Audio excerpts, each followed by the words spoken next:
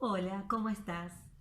Hoy hace calorcito de golpe, así que aprovecho y estoy en el patio con un poco de verde atrás. Muy poquitos contestaron les cuesta. Contéstenme para poder hacer lo que le gusta a la mayoría. Igual por el momento parecería que tienen ganas de verme un poco a mí y un poco algunas imágenes. Así que intentaremos ir por ahí.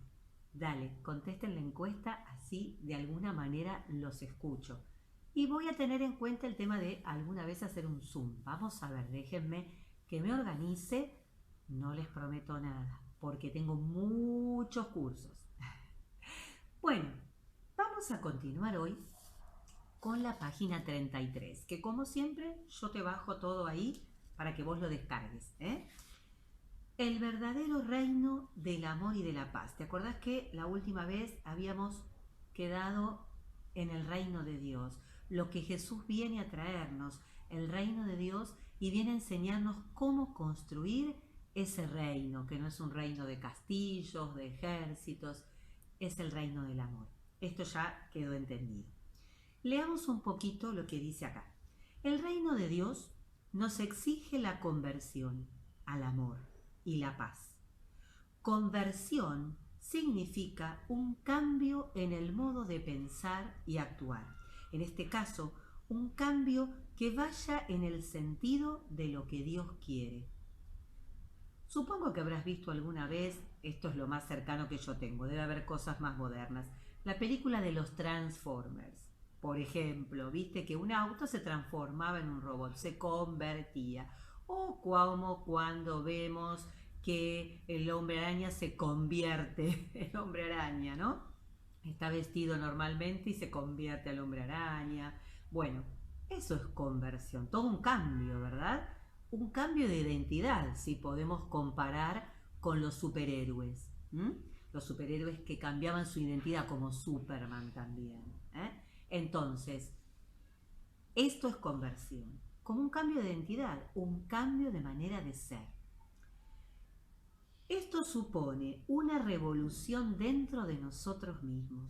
Convertirse al amor y la paz no significa solamente rezar más, sino encarar un nuevo modo de vivir ante Dios y ante el Evangelio anunciado por Jesús. Recordemos, Evangelio significa buena noticia. Entonces, Jesús me trae la buena noticia de una nueva forma de vivir.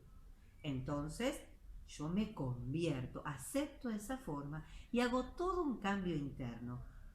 No se asusten, este cambio interno lleva toda la vida. Yo sigo intentando. He logrado cambios, pero es un aprendizaje que lleva toda la vida. Así que no se desanimen, porque es difícil, es un camino difícil. Jesús anhela que estemos dispuestos a salir de nosotros mismos, de manera que cada gesto y acción que realicemos estén empapados del amor y la paz que vienen solo de Dios. Obviamente, para que todo lo que hagamos esté empapado de Dios, y sí, la oración es muy importante. Rezar y estar cerca de Dios y escuchar su palabra con atención y aprender, porque si no, ¿de qué nos vamos a empapar? ¿No es cierto? Y pensemos que los santos fueron personas comunes como nosotros y ellos lograron esta conversión y este cambio. Y si ellos pudieron, nosotros también, porque Jesús es Dios, Él lo puede todo, pero los santos, mismo la Virgen María, era un ser humano, no es Dios, y sin embargo ella pudo hacer esa conversión. Dice aquí en grupos, bueno, aquí en grupo, lean las parábolas del grano de mostaza y de la levadura. Identifiquen los elementos comunes que pueden encontrarse en las dos parábolas. Bueno, te lo voy a leer.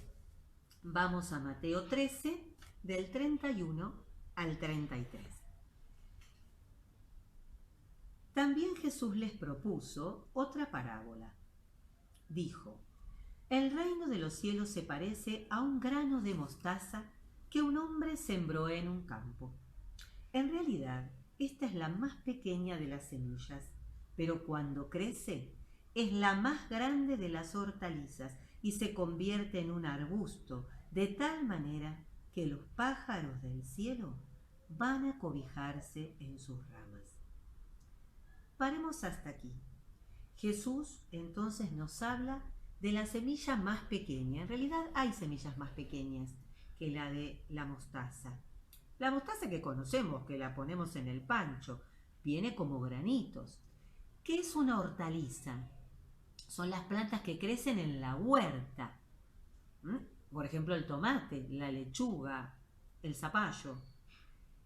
La mostaza crece en una huerta. Sin embargo, a diferencia de la calabaza, el tomate y la lechuga, la papa, por ejemplo, que son rastreros, se hace un árbol enorme. De algo muy pequeño se hace algo enorme. Jesús nos da aquí una pista. Si yo me pongo a pensar en que tengo que hacer el reino de Dios, con todo lo que tiene que tener, digo, ay Dios mío, ¿por dónde empiezo? Esta es una empresa imposible de grande. No, comienza pequeñito, en nuestro corazón, con los pequeños gestos de amor y de paz de cada día. Hoy en día estamos en casa y vos me decís, ¿y cómo hago el reino de Dios?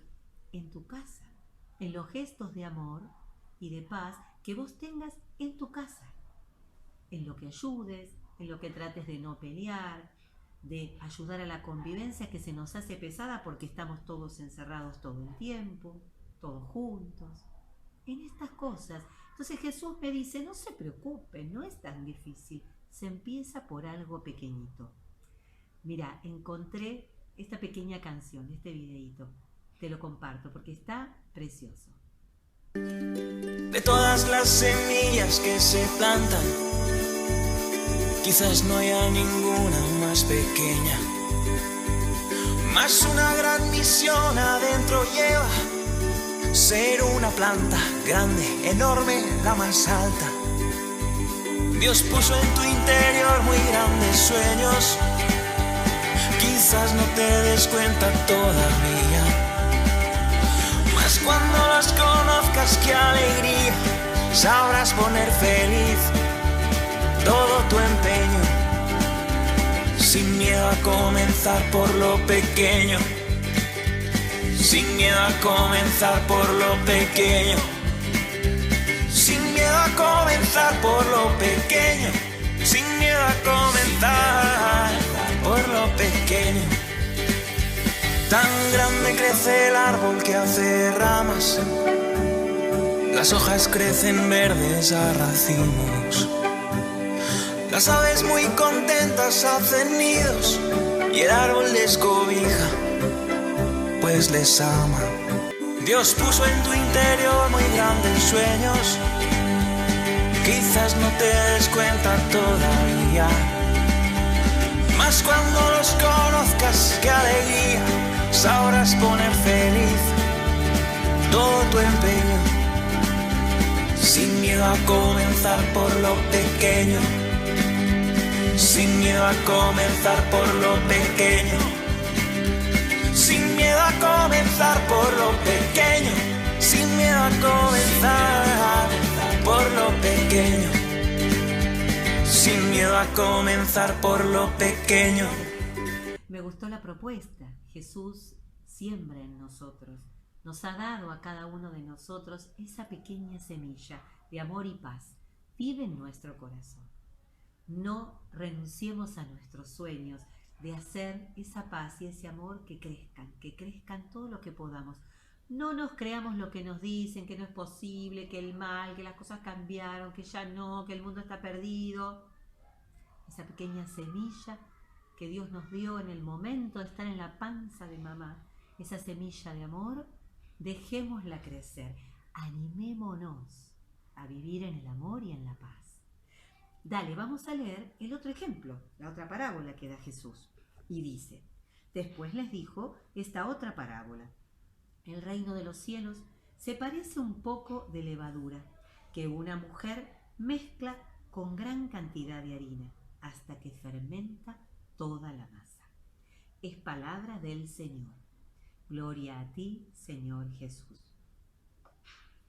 Bueno, el otro ejemplo de la levadura se parece, ¿no? El cuadernillo nos propone que comparemos también. En comparación a la masa, no sé si alguna vez mamá amasó pizza o pan en casa, se usa 1 kilo de harina Y la levadura es un cuadradito así. Es una cuarta parte, a veces menos. Y sin embargo fermenta y se hace un pollo enorme, crece. Entonces, lo importante es esto, lo que llevamos dentro, que puede crecer y puede expandirse, ¿eh? Así como el grano de mostaza crece y se hace enorme, esa semilla o esa levadura, la iglesia, nosotros, estamos llamados a ser levadura en el mundo. Vos me decís, somos poquitos, es poquito lo que podemos hacer. El gesto de amor que yo hago hoy se puede contagiar. Y si todos hacemos lo mismo, fermentamos la masa. Y entonces el reino de Dios va creciendo.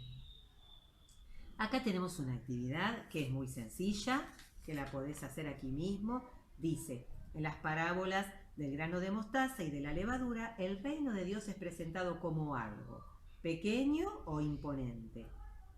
Pequeño, a los ojos de los hombres, que va transformando abruptamente o de a poco su corazón. De a poco, ¿eh? El reino de Dios va transformando nuestro corazón de a poco. Aunque al principio el bien o el mal que hagamos parezca no servir de mucho, obviamente el bien, tenemos que tachar el mal.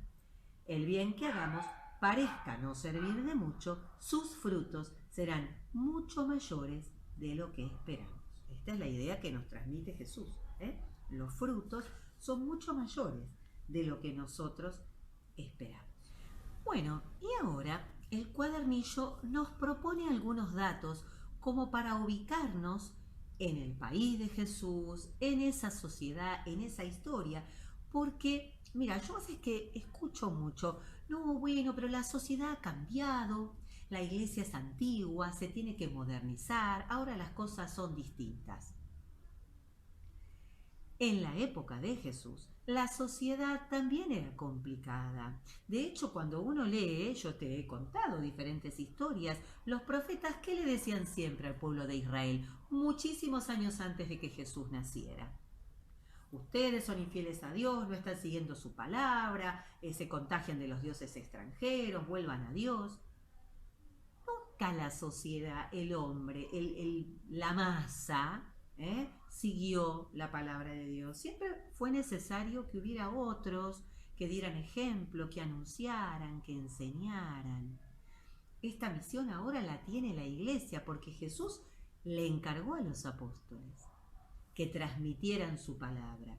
Fíjate que Jesús siempre enseñó cosas contrarias a la sociedad de ese momento e inclusive cosas que no le gustaban a los que eran religiosos en el pueblo de Israel. Pero no por eso Jesús se calló la boca, ni se modernizó, ni adaptó la verdad a la conveniencia o a la moda. La verdad es una sola y la verdad viene de Dios. Puede que nos resulte incómoda, que nos resulte difícil, por supuesto que tenemos que aceptar a todos como son, pero no podemos cambiar, modernizar la verdad, porque la verdad es la verdad, no es lo que yo quiero que sea. No puedo yo construirme un Dios a mi medida, un Dios que me resulte cómodo. Bueno, si yo no le hago mal a nadie, si yo mi conciencia está tranquila y yo me siento bien con lo que estoy haciendo, está todo bien. Y la verdad es que no. Por supuesto que todos tienen la libertad de hacer lo que quieran. En eso Dios es claro, nos regaló la libertad. Pero lo que no podemos decir es que Dios puede estar de acuerdo con que nosotros hagamos cualquier cosa. Porque Dios, como Padre, quiere lo mejor para nosotros. Por eso vino a proponernos este proyecto de vida. El reino de Dios es una manera de vivir, ya lo dijimos. Entonces, vamos a adentrarnos un poquito para ubicarnos en cómo era ese territorio y cómo era la sociedad.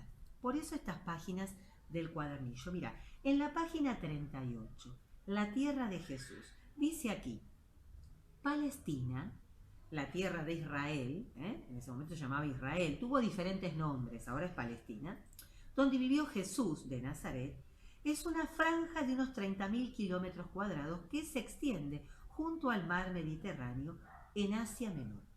A pesar de que desde la época de Jesús han transcurrido más de 2000 años, todavía se mantienen en pie varios de los lugares en los que él estuvo.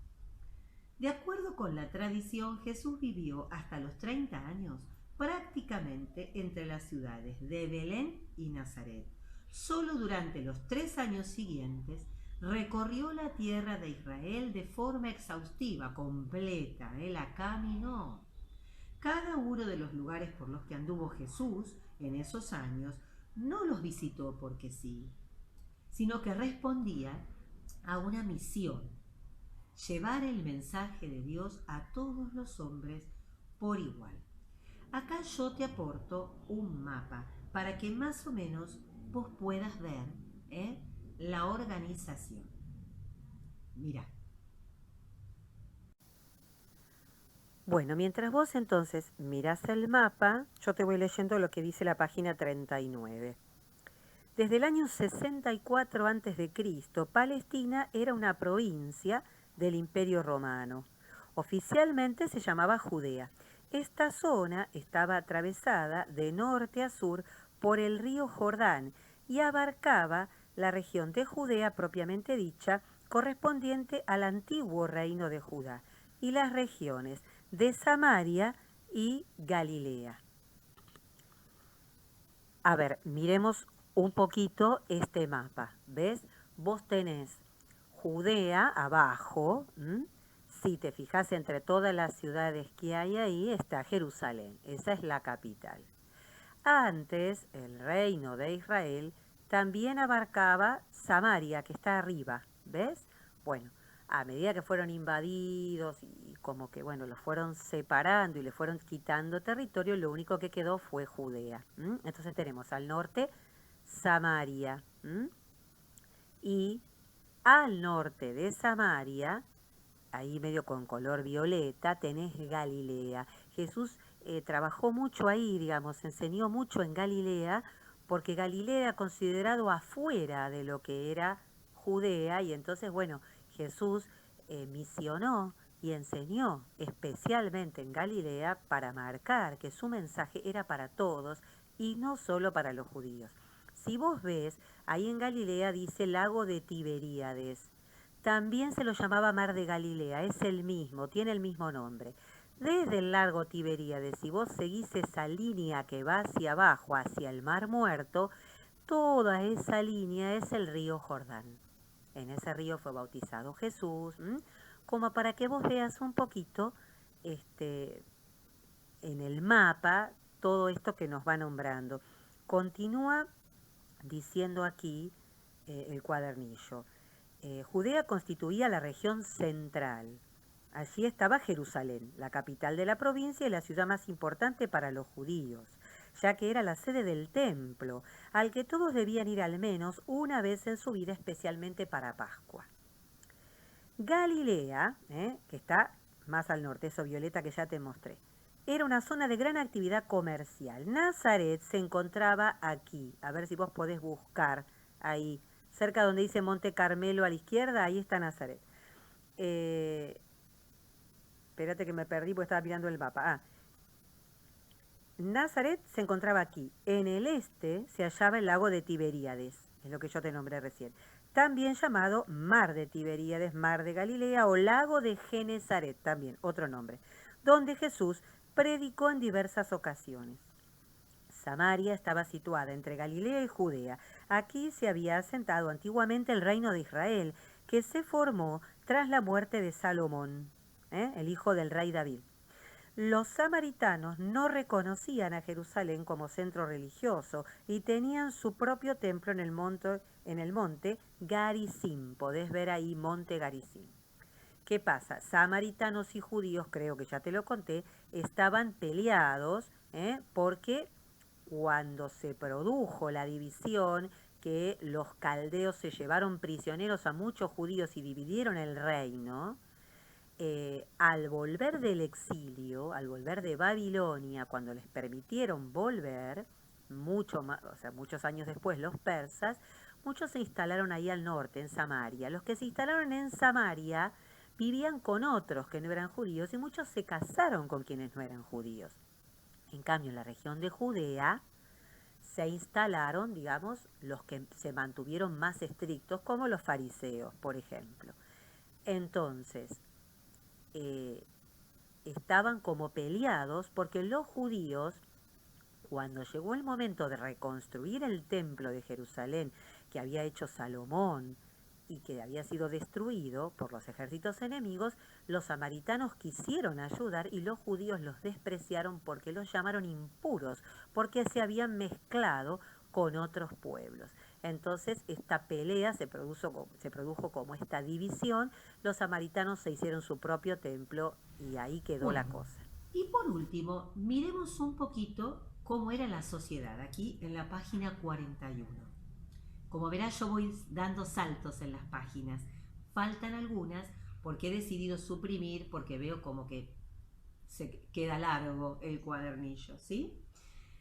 Creo que ya te lo expliqué esto. Yo armé el cuadernillo para probar. Si después sobraban cosas, voy sacando. Para el año que viene será más corto. Bueno, la sociedad de la época de Jesús. En Palestina, durante la época de Jesús, existían varios grupos sociales con marcadas diferencias entre sí. Desde un punto de vista económico, se distinguían tres clases, es decir, económico en cuanto al dinero que tenían. La clase alta, integrada por los grandes comerciantes y propietarios, los recaudadores de impuestos, los que cobraban los impuestos que se llamaban publicanos, los sacerdotes y los sumos sacerdotes y los miembros del Sanedrín. El Sanedrín, dice aquí, era el consejo de ancianos sabios. Bien. La clase media, conformada por pequeños comerciantes y artesanos que eran dueños de sus propios talleres. Y por último, los pobres o marginados, integrado por obreros, artesanos que apenas ganaban lo suficiente para vivir, enfermos, lisiados, que dependían de la ayuda de otros, y huérfanos y viudas que sin padres ni esposos no podían salir de la pobreza, dado que solo los varones participaban de la vida política, económica y religiosa. Las mujeres no podían trabajar en esa época. Si quedaban viudas, estaban condenadas a pedir limosna. Lo que no aclara acá el cuadernillo es algo que, sí, yo sé, es que la mayor cantidad de la población de Israel eran este último grupo. Eran muy pocos los de clase alta y clase media.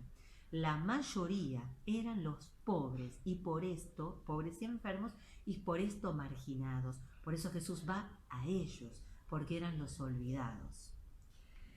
Y después, acá propone una actividad de debate. No. Esto, lo que me interesa de esta página es lo que nos aporta como información. No hay tarea para hacer acá. Además, la sociedad judía se dividía según criterios religiosos. Fíjate vos, estamos hablando de un pueblo muy religioso que sin embargo estaba todo dividido. Los fariseos, de notable influencia en el pueblo, estaban organizados en comunidades cerradas según su posición económica. Vivían muy apegados a las normas de la ley judía. Son los que más criticaba Jesús. Jesús fue formado por los fariseos porque eran los que más conocían las sagradas escrituras, la Biblia, pero eran terriblemente cerrados. Para ellos la viuda, el enfermo, el huérfano eran pecadores, estaban manchados, no se mezclaban con esa gente, porque por algo habían tenido esa desgracia, seguramente habían hecho algo malo, y si no lo había hecho el enfermo, lo habían hecho sus padres. Entonces ellos no se mezclaban con esa gente, eran terribles. Bueno, los saduceos pertenecían a las principales familias sacerdotales y laicas de Jerusalén. No creían en la resurrección de los muertos, en lo que hizo Jesús, que resucitó y que nos prometió que algún día todos vamos a resucitar, todos vamos a tener no solo un alma inmortal, sino un cuerpo nuevo que también sea inmortal. Ellos no creían en esto. Los celotes eran campesinos pobres de la región de Galilea, tenían fuertes ideas nacionalistas y se oponían a la ocupación romana. Por eso hacían constantes revoluciones, tomaban las armas. Celote viene de celo, de ser celosos de la religión, de la nación, de la identidad nacionalista. Claro, querían sacarse de encima el gobierno extranjero que los había invadido, que era en la época de Jesús eran los romanos. Yo ya te mostré que durante toda la historia de Israel fueron varios imperios los que fueron invadiendo, ¿sí? Primero los asirios, después los caldeos, después los griegos y después los romanos. Bien, y por último los esenios. Vivían separados de la sociedad en pequeñas comunidades, como Qumran. Qumran era una comunidad conocida. Cumplían estrictamente la ley de Moisés, estudiaban las sagradas escrituras y esperaban al Mesías. Muchos se apartaban, por lo cual vivían en cuevas o en el desierto. Juan el Bautista, que es el último de los profetas y el que anuncia la venida de Jesús, que fue primo de Jesús, era esenio. Bien, y por último tenemos dentro del culto judío el sumo sacerdote era la máxima autoridad. Los sacerdotes eran un grupo muy numeroso y de gran influencia religiosa, política y social. Los levitas realizaban en el culto tareas secundarias. Eran los descendientes de Leví, uno de los hijos de Israel, el que tuvo los 12 hijos. Una de las 12 tribus de Israel era la tribu de Leví. Los levitas eran los encargados de, por ejemplo, limpiar el templo, poner el mantel, los candelabros, preparar las cosas para la oración. Y después los escribas, también llamados rabinos, maestros o doctores de la ley. Eran intérpretes oficiales de las Sagradas Escrituras. Con frecuencia eran fariseos, que después de muchos años de estudio se ordenaban escribas con autoridad en las decisiones jurídicas. Fíjate qué compleja era esta sociedad y Jesús viene con un proyecto nuevo del reino de Dios. ¡Qué difícil! Y Jesús vino a ser esta levadura, porque en medio de esta sociedad tan compleja, Él era uno solo. Y Él solo pasó su mensaje a todos los que quisieron escucharlo y aceptarlo. Dejó a los apóstoles que comenzaran la iglesia. Y esta iglesia, que comenzó con 12, hoy en día está en el mundo entero y sigue creciendo. Bueno, hasta aquí llegamos hoy. No pensemos que porque es difícil, es imposible vivir y construir el reino de Dios. Estamos llamados a eso. Y siempre acordate, pequeños gestos de amor y de paz construyen el reino de Dios. Te dejo esta última canción muy linda que tiene que ver con la otra parábola. Nos vemos la próxima.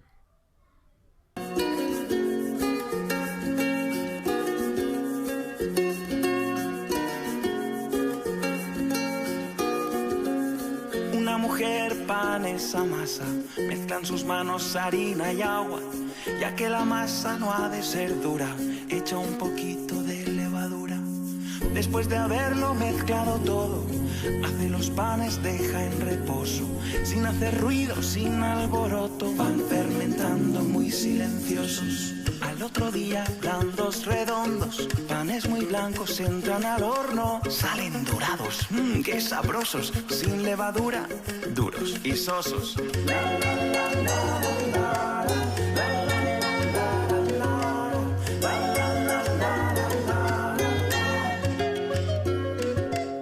Como el fermento tan silencioso hace la iglesia del mismo modo, va predicando al mundo todo, también a ciegos, también a sordos.